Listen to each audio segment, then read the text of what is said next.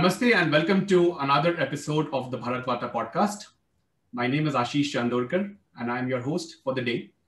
Today we talk about a new idea of India, a book written by Rajeev Mantri and Harsha Gupta. We've had a couple of discussions on this topic, but today there's a difference. We have the French professor and economist, Mr. Sorman, to discuss this book with us, along with Rajeev and with Harsh. And we will be covering his views. He has written an excerpt for a blurb for the book also, and we will be hearing from him what attracted him to the book and to India in general. So welcome, Professor, welcome, Rajeev, welcome, Harsh. Thank you. Ashish. Good to be with you. Thank you very much. Right. So, Professor Sarma, let me kick off this conversation with you. What interested you in India? I know you've written a book called A Genius of India, so we'll start with that book before we come to this book. But that was like 20 years ago, and a lot of your ideas were well researched. How did you get involved studying and writing about India? Well, at the beginning, I'm a so-called development economist. So I did compare many countries and civilization, and India, from a French perspective, has always been a mystery. How such a large country with an educated elite was not able to take off like China did. That was the mystery that I tried to solve. And the common view in France is that it has to do with civilization. You know, it's a kind of a passive, backward civilization, and not interested in progress. And in a way, Mahatma Gandhi, whom I very much respect, did convey this notion that the progress, development were not Indian concept. So I went to India and I spent a lot of time in India, actually. I lived in India a full year in 2019 and came back on a regular basis. And what struck me that the absence of development had nothing to do with the Indian civilization. It was totally rooted in Indian politics and in the wrong choices which have been made by the Nehru government and under the influence of the socialist economists and also under the influence of Soviet Union, and that the absence of development in a way was a choice. And thus this choice was absurd because it kept the poor people into poverty and it kept wealthy people into a wealthy situation.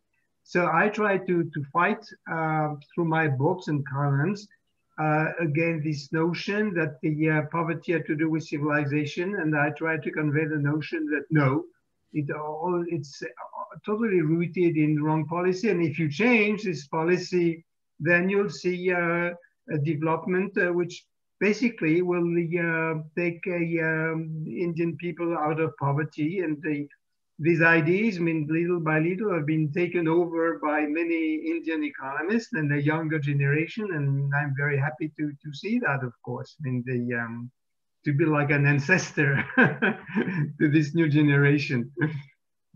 So, Professor, like when you wrote this book, The Genius of India, I think that was in 2001, right? How was the response then? Like, were your ideas accepted then, or people just dismissed them saying, well, this sounds very fancy. What was your experience of writing that book? Well, there were two kinds of reactions. One which was very much expected, which was, I would call the parochial reaction. Say, why would a Frenchman write about India, and why would a Frenchman give us, advices and lessons? Who do they think he is, So this is very common because, I wrote about China and Brazil and I got the same kind of reaction. But basically, I must say that the reaction was extremely positive. And I was surprised by how many people, any generation, the older, younger, said, well, maybe it's good that it comes from abroad, because in India we dare not say these kind of things. I mean, we think you are right, but it's not easy for us because we're Indian to go against the grain and to go against some common wisdom, which is ruling the countries in the independence.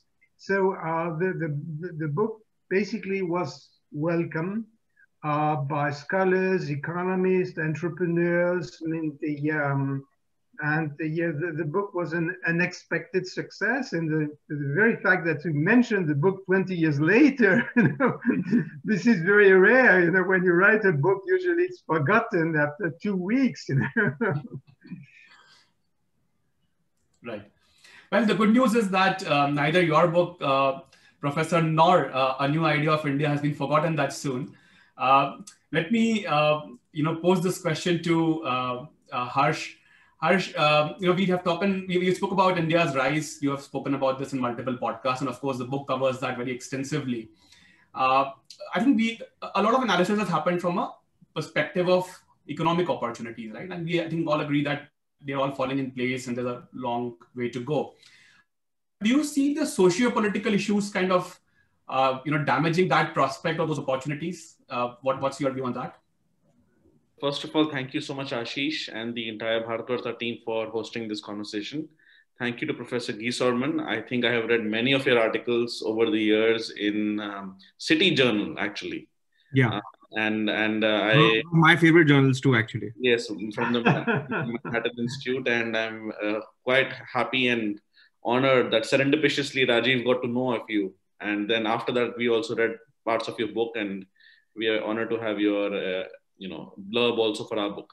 So Ashish, to your question, see, of course there are many layers and there are many nuances, many exceptions, but I broadly feel that the socio-political aspects, far from hindering India's economic rise, this kind of snowball effect that we've discussed often, India is finally taking off, circa 2020-21, I think the socio-political effects are actually adding, they're tailwinds, they're not headwinds.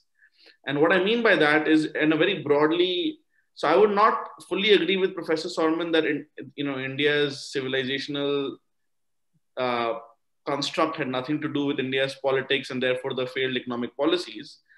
I think they're all related, but they were related in the sense that, what we say in the book, that India was not a modern European nation in that sense. India is a civilization which historically did not have a unified state. Now, through a modern democracy, we do have a unified state. And this state, this democratic state, is helping facilitate the civilization to become a nation as well, a modern nation as well. So it obviously depends on the semantics, what words you want to use for the, how you want to define nation, etc. So what I mean by that is, the Indian polity there were many centrifugal forces. And to put very bluntly, of course, there is no official data. I think 2019 was the first time when half or more of the Hindu voters, voted for a particular political party, and that party or pre-poll alliance formed the government. So, I mean, it might be difficult to verify. There might be some close cases, but basically Indira Gandhi and Nehru, and even Rajiv Gandhi, who won massive majorities, Rajiv Gandhi might be the closest actually. They always, had the minorities plus some sections of the Hindu vote. And therefore, and since none of them ever hit 50%, logically it follows that 50% of Hindus never voted for the party that actually formed the central government. So even though, people will say, okay, again, they're talking about Hindu Rashtra and so on, and we can discuss that. But the point is the dharmic core of India, for the first time, has expressed its view in a party that is now formed the government in 2019. And therefore, there is a certain sense of stability in the polity, but that also brings about its own homogenizing anxieties. And what all the problems that we are seeing right now in terms of farmer protests, which might be dominated by a certain religious or caste group, earlier with CA and RC, and separately maybe in the Northeast, these are all reactions to homogenizing anxieties.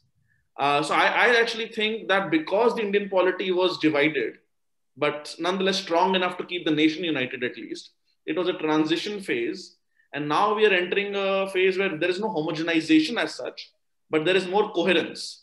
And therefore, you can take economic decisions which are short term painful, but long term profitable or gainful for the country. And that's how I see the civilization and the socio-political angle being related to economics. Because now, see, the people of India always, the Hindus, the Dharmics always had a view that the Nehru Gandhi Congress party is the party of stability. And therefore, if you have to choose between your civilizational ethos and the party and stability. Now that the two are coinciding, it has become that much more sticky and difficult to dislodge unless the party, in this case, the vehicle BJP makes a self goal. And the opposition is much more conducive towards moving its goalpost ideologically, which is not happening. In fact, they're going in the other direction, both in terms of civilization and economic ethos. So that's why I think far from being opposed to it, they're actually helping in the tailwinds for the short to, well, especially the medium-term economic story of India. Okay, I take the point. I mean, it is a remark. I mean, from a foreigner perspective, the fact that India was able to become a nation and a unified nation and state, in spite of some, tendency on the eastern side of the country, I mean, to ask for independence. The fact that you were able to keep this nation together, and it's a relatively new nation, it's an incredible success. It's extremely impressive. And this has been achieved without the repression that you see in China, for example. China also is a recent nation, in spite of what they pretend. They say we have been here for 5,000 years. It's not true. It was also a combination of various nations. But India, and India is together and respecting the diversity of languages, the diversity of cultures, the diversity of religions, it's an incredible success.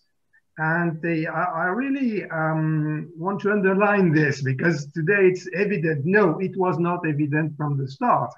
And I think this is a very strong basis on which you can build a developing economy, which in a way it is a second stage. It's like a rocket. I mean, you need the first stage, which was to build a state and build a nation. You are not yet there, okay? Of course, there are tensions and contradictions, but basically the political basis is there. And then you can build a second stage of the rocket.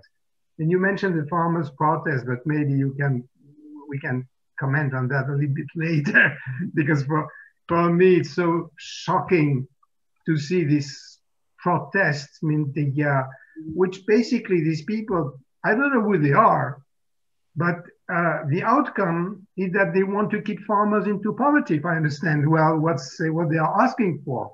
And this is, for me, is extremely shocking. But this is another story, and maybe you want to comment on that as well. No, in fact, I did have a question, pending for you, Professor, on that topic, given that you have done extensive work. So we will certainly come back to the farmer protest in a bit. Good. But talking about geopolitics, and it's inevitable that India and China are compared both as a civilization nation, and of course, as two developing countries where China has propelled ahead of us. So, Rajeev, in terms of geopolitics, we have seen that in the last, let's say, 2 decades, but very closely in the last 5 to 6 years, France has really been, working alongside India on several issues, right? Be it trade, commerce, defense. There's a great, not just dependence on France right now on defense, but also a great kind of cohesion in terms of the objectives and the policies. Do you see is there a scope for like a quote unquote third front, a popular Indian political term, but like a third front in geopolitics outside of US and China? Like, can countries like India and France come together? Well, yeah. The relationship between France and India are not and never was what they should have been, because India is a mystery from a French perspective. First of all, it was an English colony, British colony, so we were not that much interested. And also, traditionally, French scholars have always been interested in ancient India. So you have, tons of books and research and studies and exhibition and the eternal India.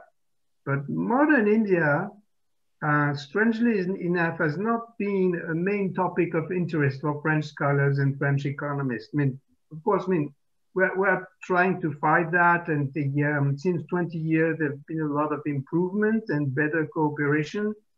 And actually, the figures are quite good. I mean, if you look at the figures of the commercial exchanges between India and China and France, it's not far from China and France.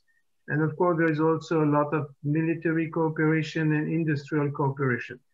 But to tell you the truth, I mean, there is still in France, I mean, a fascination toward China and kind of the misunderstanding vis-a-vis India. And this misunderstanding has become worse since the BJP is in office.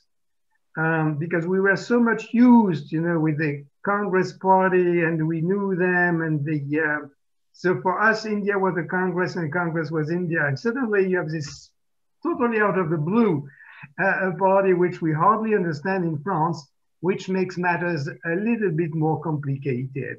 But I'm quite optimistic because I think China sooner or later will encounter major problems, domestic disruptions and international disruptions. And then I think that it's already the beginning. You have more and more French investors who say, well, maybe India, because it's a democracy, maybe India is more stable and more predictable. So you see this trend now in the in French firms, among French investors. So we'll see an increase, and this goes beyond France, of course. I mean, we have to see Europe as a whole. And Europe is slowly discovering India. We still have to understand what the BJP is about. We don't totally understand what the BJP is about. For us, it's still like a exotic object and exotic ideology. In my country, I try to explain, but it's something new to explain that the BJP is India as much as the Congress was India. Right. Rajeev, your take? Yeah, I'll just add to that, Ashish. So on US and India and France, obviously, as a, what you mentioned, the third front, if there's a third front possible. Well, I think just like in Indian politics, I don't see a third front as a realistic alternative, simply because, the US has scale, the US has size. And it's a reality which we have to deal with, whatever that means. But one downside of sort of working with America is, America is not used to dealing on an equal footing with even, people who are called its allies in that sense. I mean, there is no sense of that kind of equal partnership. So even though someone may be labeled an ally, the kind of implicit understanding is, the US is the kind of superior in the relationship. Having said that, I think France and India with a close to 3 trillion GDP economy, and France obviously also with modern technology and all kinds of industry that India can benefit from, both have a lot to offer each other. But the perspective that Professor Sorman gave just now, I think there's much for those who are in India to reflect upon, as well as those who are in Europe to reflect upon. So that kind of understanding is lacking, I think.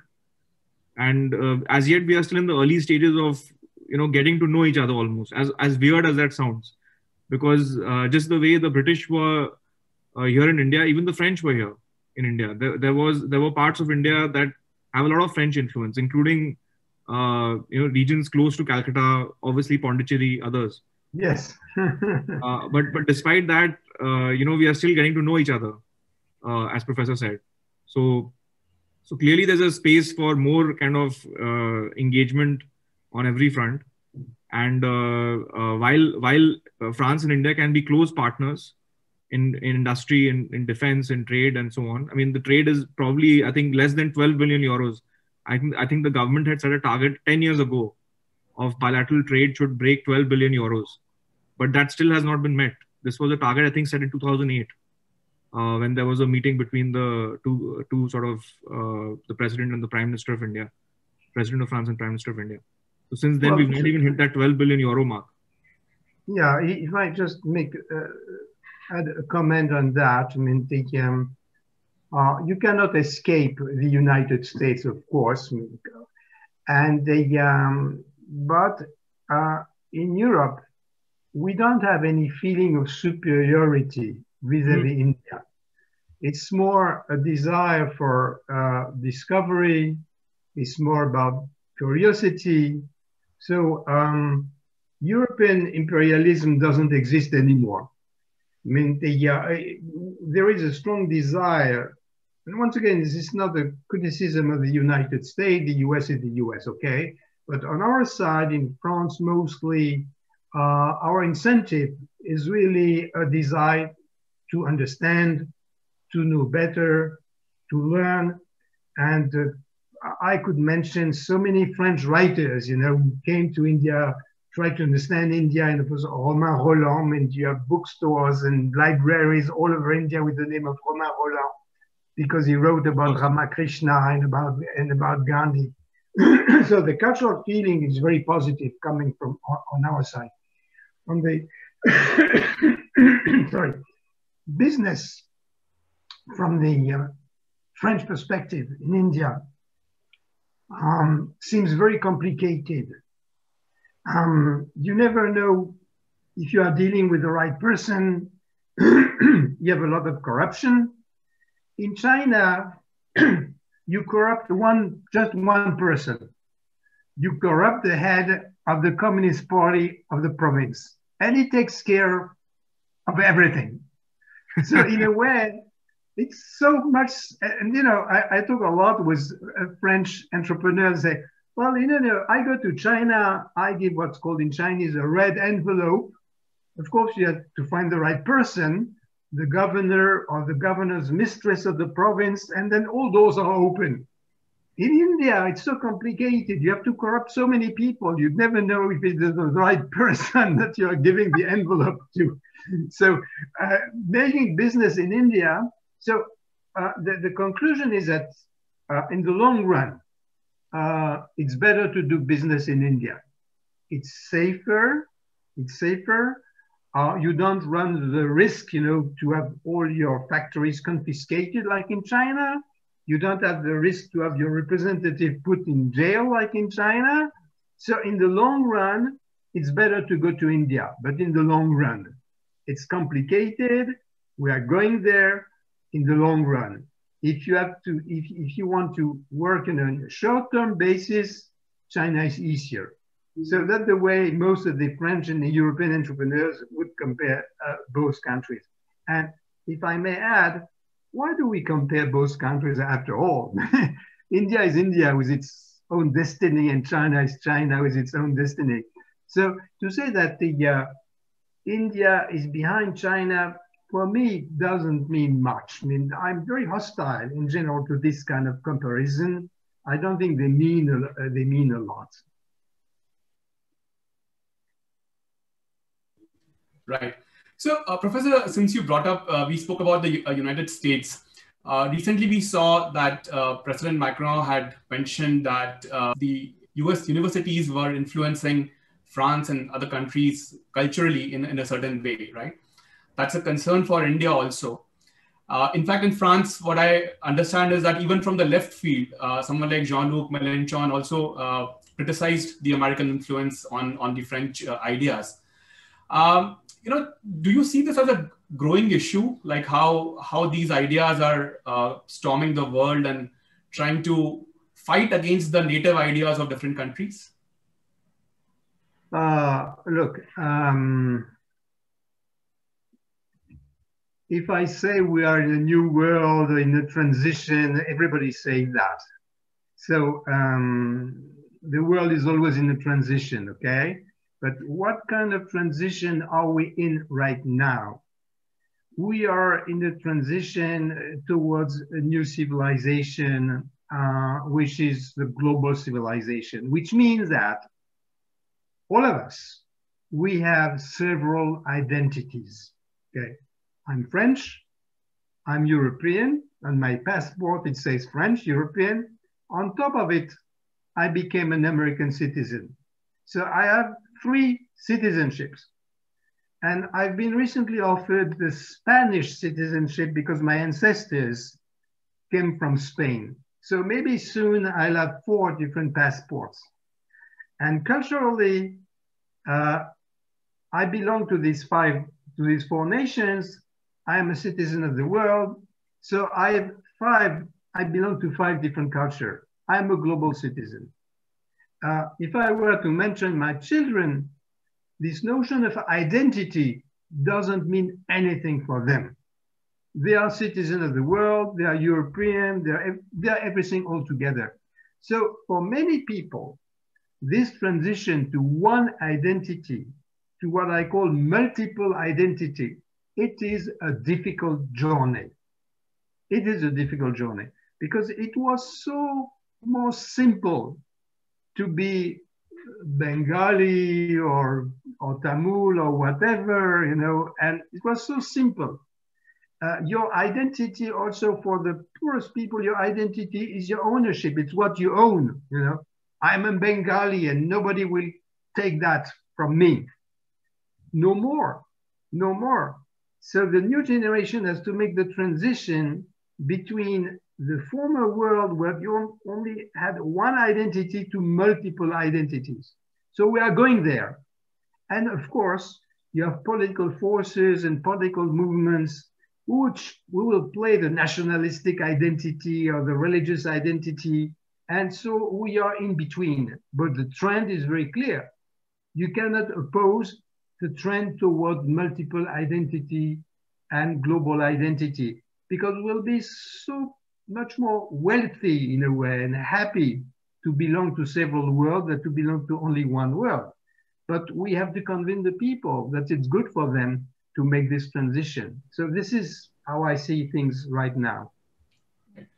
Harsh and Rajeev, from the land of Piketty, does this sound like a idea that we cannot reconcile? What's your take? So I actually quote another speech which was transcribed in the City Journal, and the speech was at Manhattan Institute by V.S. Naipaul, the Nobel Prize winner, and that speech is called "Our Universal Civilization." And it's very similar to what Professor Sorman just right now said, that there is a burgeoning human civilization, although it had the racial kind of dent of the West because of colonialism and imperialism, but it is actually truly universal. Now, I think there are many aspects here. I think first of all, it is especially true in the West to see everything as universal. And partially it is a legacy of Christianity. It's a legacy of the Judeo-Christian mindset, especially the Christian Abrahamic proselytizing mindset. Now that does not mean that is what Professor Sorman said, because he said multiple identities, universal, but multiple identities. That actually is a much more Indian idea, in the sense that it's an idea of synthesis. It's an idea of syncretism. It's an idea which is now Indian, but originally was global, in the sense that the Greco-Roman gods were very much based on synthesis. Like you would match a Roman god with an Egyptian god, with a Gaulish god, with a British god, and you'd have those gods marrying each other, and the soldiers of different nations would worship them. From there, in the West and in the Middle East, you went to Christianity and Islam. In the West, then we had Renaissance, where we kind of went back to Greece and Rome in terms of art, and very, very, very, very subtly in terms of religion. Then we had Enlightenment, where people who were atheists used to call themselves deists. People read people like Spinoza, who was kind of excommunicated by the Jews. And then we had the French and American revolutions. And 1905, we have La Cité in France. And we have a post-Christian Europe, and a very, very soon post-Christian America as well. America historically has been much more Christian and religious than Europe.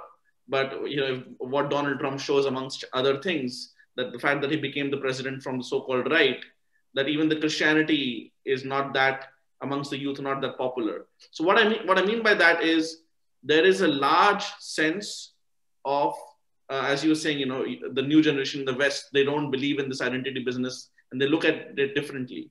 I think there is an identity vacuum. And I think India is very poised to export its way of thinking of having multiple identities and yet being universalistic. And that is basically what Rajiv and I have written as dharma in this book. Dharma we call it the original small m multiculturalism. Why? Because in dharma you would have the one god of Ganesh, Lord Ganesh, be some other god in South India and some other god in North India. And you would kind of combine and assimilate the tribal gods and have Jagannath Puri. Like you would kind of assimilate even a Muslim kind of fakir, and you would worship Sai Baba in Maharashtra. Like you would assimilate Kabir, you would assimilate all kinds of thinkers, across the entire spectrum. So I think it is very much true that we are going towards that kind of universal civilization, but it will have. It cannot just be a political ideology. It has to be a spiritual universalistic ideology.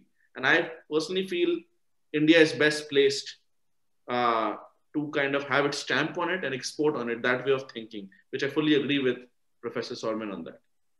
Yeah, no, and actually, in the second chapter of the book, we sort of go into this theme extensively. In the first and second chapter on individuals having multiple layers. Those layers are able to sort of express themselves best in an environment of economic freedom. So it's actually economic freedom and technology which sort of enables this kind of universalism. I think that's a less appreciated point actually, because unless you have an kind of atmosphere or a ambience of abundance, people sort of tend to go into their tribal sort of impulses. Yeah, I totally agree with this. I mean, on the first point, I mean, in India as a source of universalism, I mean, I fully agree. It's Romain Rolland, again, 1 century ago, wrote a lot about this, about what the Westerners could learn from the Indian civilization. And if I may quote my personal experience, when I was living in India, I mean, I got accustomed to the local gods, and the Krishna became one of my gods. And I say, well, if we go back to the Western world before Christianity, that was a universal religion. I mean, you had gods everywhere. So in India, I felt perfectly at ease with this notion of universalism. And then you say there is a connection between economics and universalism, or the acceptance of a universal identity. Of course, I mean, Fukuyama wrote a book about that called Identity. The identity is the only property of the poor people. So if you are in poverty, you have nothing left except your tribal identity. So economic development and universalism as a civilization are extremely connected. It's only if people see a future beyond poverty that they would, not get rid totally, but understand that there is something beyond tribalism. So both are narrowly connected, and you write that in your book, and I fully agree with this. Right. Great. So having spoken about the civilization linkages and how the geopolitics is evolving, let's talk a little bit about the contemporary events, and let's come to the topic of farmer protests, which we raised earlier. So Professor, I mean, you have studied this area extensively, and you've done several lectures and a lot of work in this whole agriculture economy space. What is your take on the farmer protests? Like, were you surprised that these protests happened at all? Well, people don't like change. I mean, there was a famous book written by Galbraith, the economist, when he was a US ambassador in 1960 in India. He was the ambassador representing John Kennedy. And he wrote a book explaining poverty by the fear of change. And even Galbraith says, even if change will take people out of poverty, many poor people don't want to take the risk of change. Change is risky. So in a way, many poor people will prefer to keep the poverty they have better than get it to change, because they don't know where change is leading. So we have to take into consideration this deep psychological factor. If you say these demonstrations are purely politics, yes and no. There is a psychological fear among the poorest farmers that they have something to lose, okay? That's one dimension that I should not reject. The second dimension is that maybe the farmers or other people honestly do not understand what they will gain out of such a reform. Maybe it has not been well explained. Maybe they resist the change only because it comes from this government. This is a second factor. And the third factor is purely politics. When I look on TV at these demonstrators, they are not poor farmers. They don't look like poor farmers to me. I don't know where they come from, but clearly they're well organized.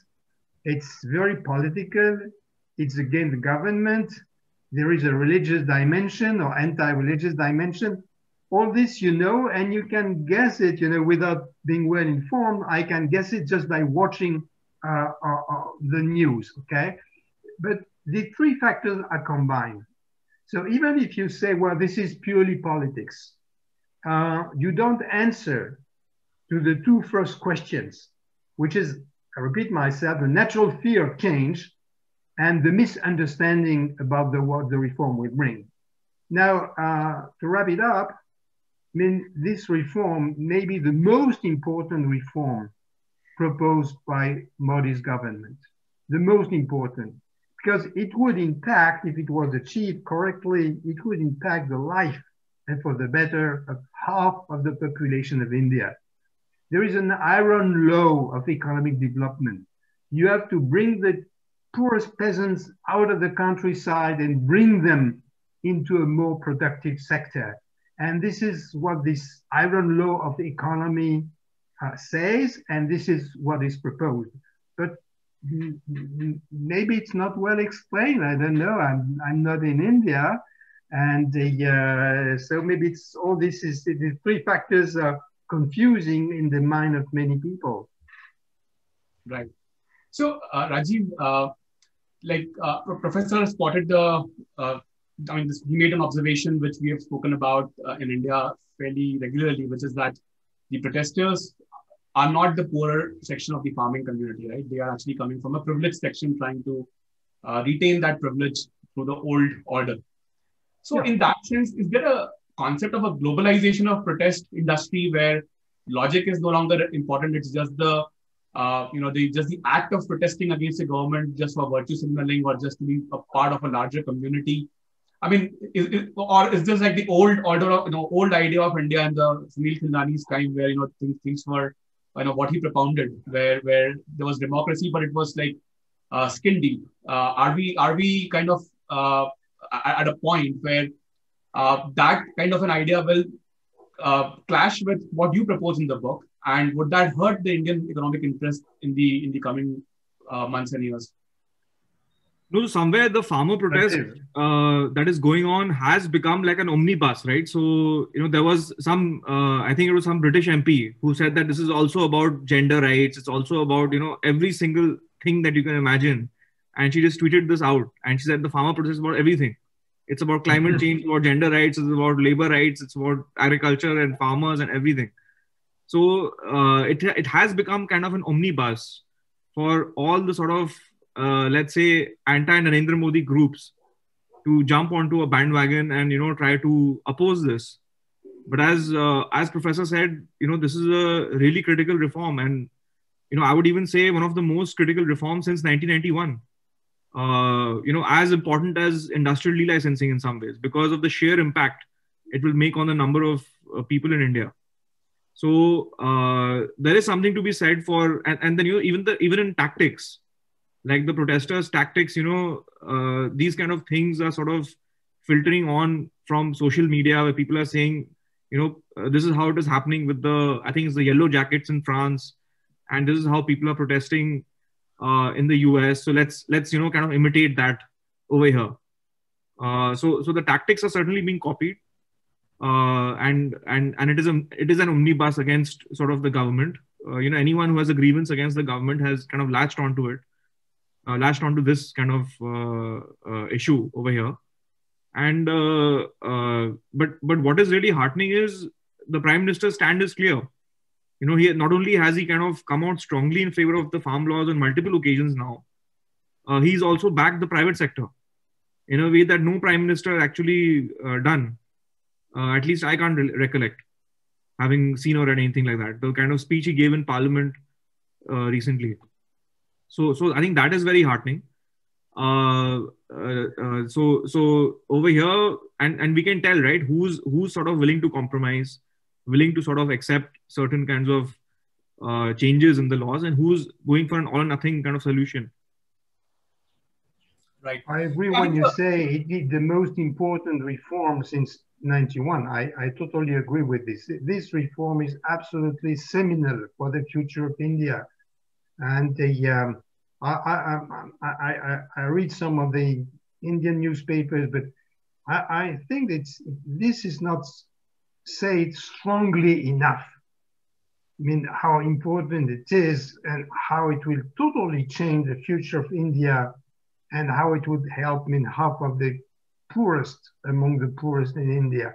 And I don't see that clearly stated, even by the Prime Minister in a way. I mean, I would like from abroad, once again, to have really an extremely strong declaration, maybe not only from the Prime Minister, from leading economists or leading scholars or people not belonging to the BJP, saying, look, this is a turning point for India and the world is looking at us. Right. In fact, Rajeev, to your point, I think the most hypocritical part of the criticism has been on the climate change, right? Like one of the farmers do not want is to government not stopping them from burning stubble, and which is causing yearly issues for decades now and destroying the water table. Exactly. The water use issues. Actually opposed to the idea of the new act which had come in, which was an anti-pollution act. So certainly, I mean, whatever the protests are about, they cannot be about climate change. But we live in a world where the details don't matter anymore, I guess. Harsh, what is your take on the end game for the protest? The government isn't backing down, but the protests aren't ending also. It's been, what, three months now, probably entering fourth month. What do you think will happen? Will the protests go until October, as Mr. Tikait has promised? See, I think the crowds are thinning a bit. I think so far the Modi government has played it very well. And, as you might have noticed when I said this on social media, I got a lot of heat for it. And what I refer to that for Professor Sorman and for the viewers, that, when 26 January, there was a massive provocation by the farmers, many of them kind of Jat Sikh dominated. And some of them kind of disrespected the Indian flag and put a Sikh Khalsa flag on the Red Fort. There's a bit of a historical irony there, but so it was the government not cracking down violently. In fact, many police officers were injured. Thankfully, nobody died, and only one protester died, not through the police, but because his tractor overturned as he was driving very wildly. So that led to what happened is the moral, because see, remember, within the dharmic community of Hindus and Sikhs, again, saying it very bluntly, it matters how it was perceived morally by the dispassionate, neutral, centrist Indian who is not a political junkie. And I think 26 January was a tipping point.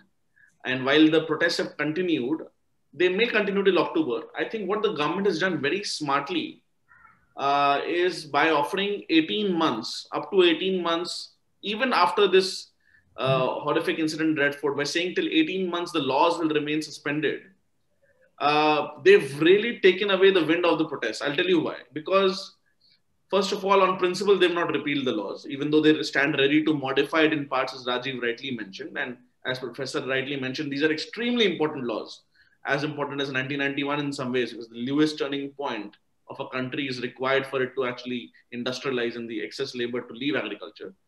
But what will happen is in the next 18 months, we should remember, Ashish, is a massive cyclical short-term recovery in the economy.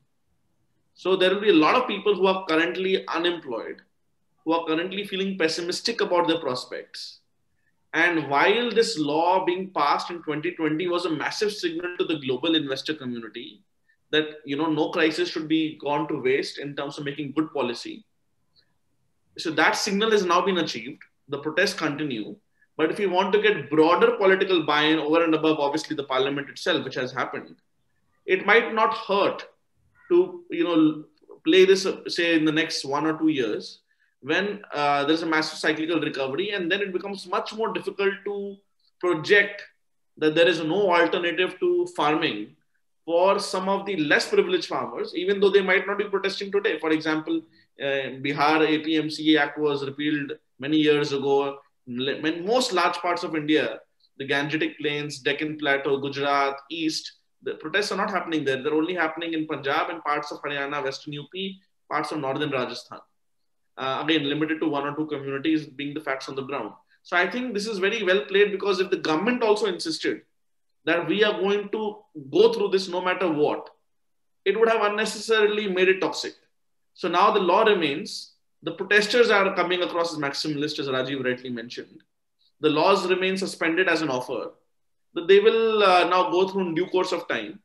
And what this is finally also flagged, very important to say this here, is that the minimum support price of the MSP procurement was very lopsided, very disproportionately towards one part of the Indian geography, partly a legacy of the Green Revolution that started in erstwhile Punjab, East Punjab, which then was divided into Haryana and parts of Himachal.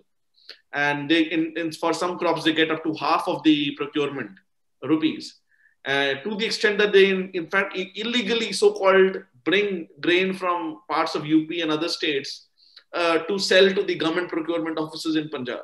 So there is clearly an element of wanting the status quo to remain for the middlemen there, for the rich farmers, for the politicians who probably get a cut. And now that this has been flagged for popular discourse, the government can slowly wear these protesters out, rationalize the MSP more geographically in geographical terms in the coming quarters, months, and years, and maybe implement the laws in a couple of years at most. So I think while the government will continue to show that MSP is remaining, agricultural insurance is there, it might even increase the cash transfer for farmers, which personally I think should be for all poor people, irrespective of the fact whether they remain farmers or not.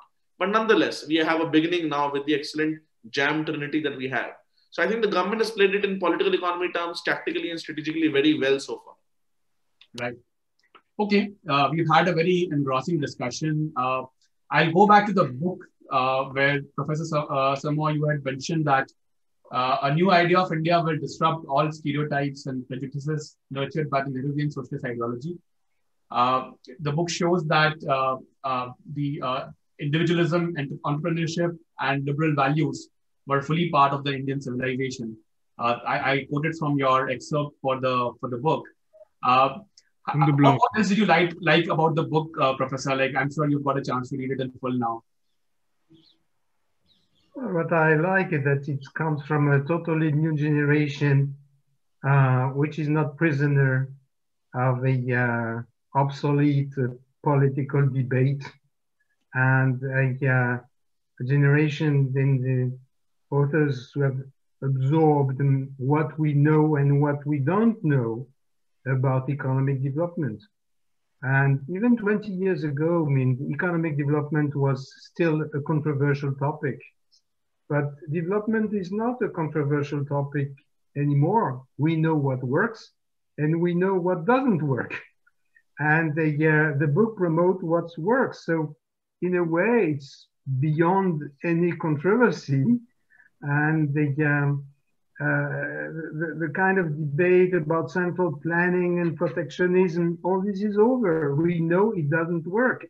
So why would India, I mean, reject what doesn't work? What works is very bizarre to me. So I think the book is really a seminal turning point in the general reflection about the future of India.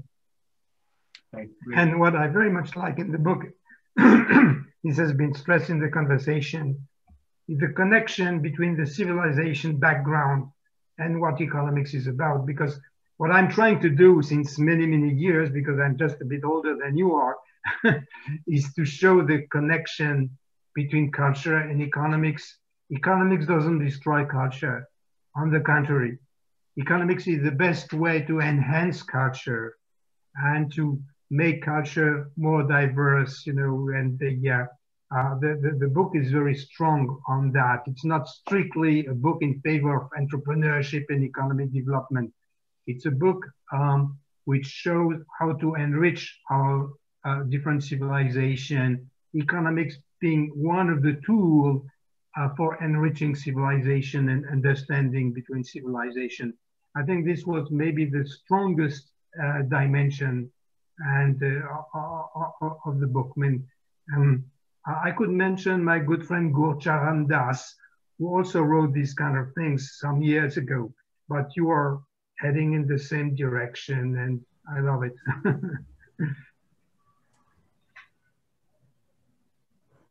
Thank you, Professor. Thank you so much for those kind words. For that, very generous.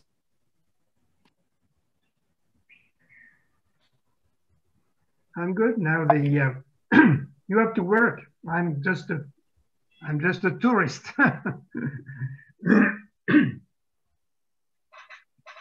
Professor, I had one question since we have some time left, perhaps.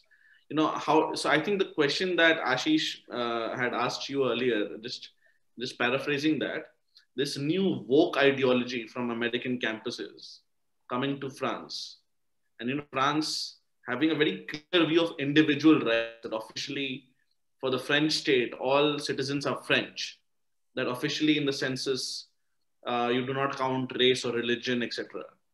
And then this idea of, you know, race privilege, while it might be true partially, but then should we bring it in state discourse or not, as of reparations for colonialism amongst Arabic citizens or Black citizens of France, Islamophobia, these conversations, ironically based on you know, a new left or postmodernism, post-structuralism that went from Germany to America and has now come to France. So this might be Germany's best revenge against France after World War II.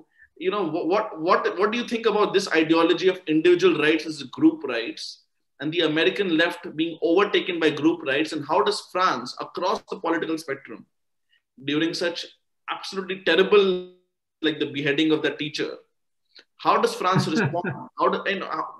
What is the right way, as a classical liberal, as you describe yourself, and who understands India's dharmic values as well? How do you think about it? Look, first of all, it's not the center of the political or intellectual debate. A lot is written about it, and I'm sure your source must be the New York Times. And I read this in the New York Times. I could not recognize my country because really this is not our major preoccupation. Okay. But to answer your question, I think it's high time in France to ask some questions which have never been asked before. What the colonization of Africa and Indochina, were the French welcomed by the local population? This is what we learn at school, that the African people embrace the French soldiers. It is not true. So I think it's high time that we discuss these kind of things. What about the Muslims in France? I mean, are they respected? Is it easy for them to find a job? Are they all terrorists? Or do they just try to want to make a living and have a decent life in France? So all these questions had never been asked until maybe 2 years ago. So I think we have to go beyond the silence, and silence in the name of secularism, what we call laïcité. In the name of laïcité, you should not dispute, this question. Everybody was an individual. We ignore his race, religion, and origin. This was totally hypocritical. And so I don't know if it's left or right. I think we have to look for the truth. I mean, we have entered, scholars, into a discussion, for example, about writing the history of colonization. I mean, the history of French colonization has never been written. Once I repeat myself, but what kids learned at school, that the French colonization was wonderful. The British were awful, but we were so nice. And we brought education and hygiene. This is absolutely nonsense. I mean, the French military killed thousands of people all over Indochina and Africa. This needs to be discussed. I mean, what does it mean to be French? I mean, what about the Muslim population? Okay, I'm Jewish. During centuries, as a Jew, my family had no rights. I mean, during the war, my parents were arrested by the French police. Today, the French police is protecting my family. So we have the ability to change. We have the ability to change, but we have to discuss all these problems very openly. It has nothing to do with woke, with cancel culture. It has to do with truth. And I'm very much in favor of this kind of open discussion and to go toward the truth and take France as it really is, which is a very diverse country, very complicated country with a lot of immigration, with a complicated history. And once again, with I'm not sure the colonization of India, it was a long time ago, but what do we know about the way Indians in Pondicherry or Mahé or Chandernagore, how do they react to the French invasion? Were the French welcome? We don't know. And we never ask ourselves these questions. And I think now the time has come to ask ourselves these questions. Right. Sorry, I got disconnected for a couple of minutes in between, but just wanted to end the session with Rajeev and Harsh, your closing comments. How has been the experience of writing and then selling the book, and what next? Okay, so I'll go first. I'll say that, honestly, it has been a great experience for Rajeev and I to have the book out. A book is like, I was about to say it's like having a baby, but I have no idea how do you have a baby. So, it's a long gestation period, and it's always good to see the final product and to see it be appreciated by the Indian Prime Minister, no less. And the most interesting part of writing the book was our views on some issues actually changed, and we learned a lot more. So obviously we had a broad ideological / philosophical view, but so much more detail and color and nuance crept in the process of writing the book. So it was really educative. So the best way to learn is to actually try to teach. So I think that was incredible. And I just want to add that I fully agree with Professor Sorman that we have to search for truth. Ultimately, all these labels of left, right, and woke and non-woke, ultimately they don't make sense. We have to just search deeper and deeper. And that's another thing that we write in the book, that even though Rajeev and I would popularly be seen as right-wing in India, we don't think in terms of wings. I think the point is certain political parties or political ideas might have gone far too much away from the Indian center, and the Indian center itself might have shifted its view on certain issues. But we are not members of any political party, and we are very happy to change our views and disagree where required. So our aim is for India and by extension humanity to have as better a future as possible. And this book is very, very small contribution towards that. Rajeev? No, yeah, I echo Harsh's thoughts. So this has been a really wonderful learning experience. Putting sort of a volume like this together. you for every page that you write, I think you read probably 10 more at least. So anyone who's written a book will know what the process is like. And then of course, it feels great to sort of be appreciated for the work by so many sort of eminent thinkers, policy practitioners, people with wealth of experience like Professor Sorman here. So we are very happy that we are able to make a contribution. To be continued. Yes, most definitely. Yeah. Thank you for tuning in to this episode of the Bharatvaarta podcast. If you want to see more content like this, then don't forget to subscribe to our channel. We started Bharatvaarta to facilitate long-form discussions on politics, policy, and culture. We don't necessarily endorse anything that was said in this episode. If you wish to offer us feedback, do reach out to us on social media. We are at Bharatvaarta on Facebook, Twitter, and Instagram. You could also get in touch with us on our website, www.bharatvaarta.in. The links are in the description below.